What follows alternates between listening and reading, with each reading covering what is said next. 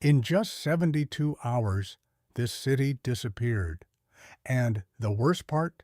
It could have been stopped. London in 1666 is not the city we know today.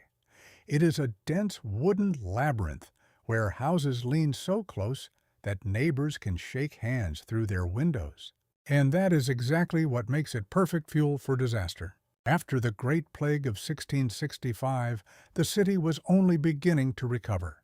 The population had shrunk, but fear remained, along with chaotic construction. But the greatest threat is already inside the city. Nearly 80% of buildings were made of wood, dried out by a hot summer. London had effectively become a storehouse of fuel, waiting for a single mistake. And most dangerously, no one saw this as a threat. Fires were common, but this one would be different. Early morning, September 2nd, 1666, the sky is still dark. The city sleeps, unaware that within minutes, disaster will begin. On Pudding Lane, inside a small bakery owned by the king's baker Thomas Farriner, embers still glow in the oven.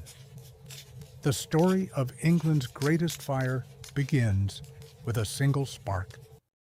It is an ordinary detail no one would notice, but history often turns on such moments. The fire begins almost invisibly, first along wooden beams, then across the ceiling, and then it breaks out. At this moment, the fire could still be stopped. London already had a method, demolishing houses to create fire breaks. But the decision lies with the mayor, and he hesitates. He fears consequences, costs, and public reaction. That delay, just a few hours, becomes fatal. The wind rises, and the fire begins moving faster than people can react.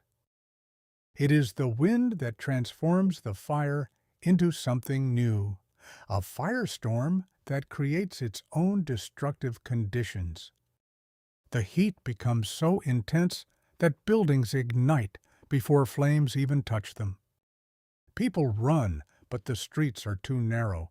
Panic grows, and the city becomes a trap. But inside were books, wood, paper, and when fire reached them, the cathedral became a furnace. The lead roof melts and flows through the streets as if the metal itself is trying to escape the heat. By the third day, the fire begins to fade, not because it was defeated, but because there is nothing left to destroy. More than 13,000 houses were destroyed.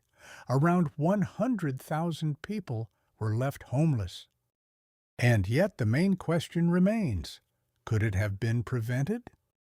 Historians believe, yes, quick action, demolition, and control could have stopped the fire early. But it was hesitation, fear, and mistakes that turned this fire into legend. The irony is that from this catastrophe, a new London was born, built in stone, safer, and entirely different.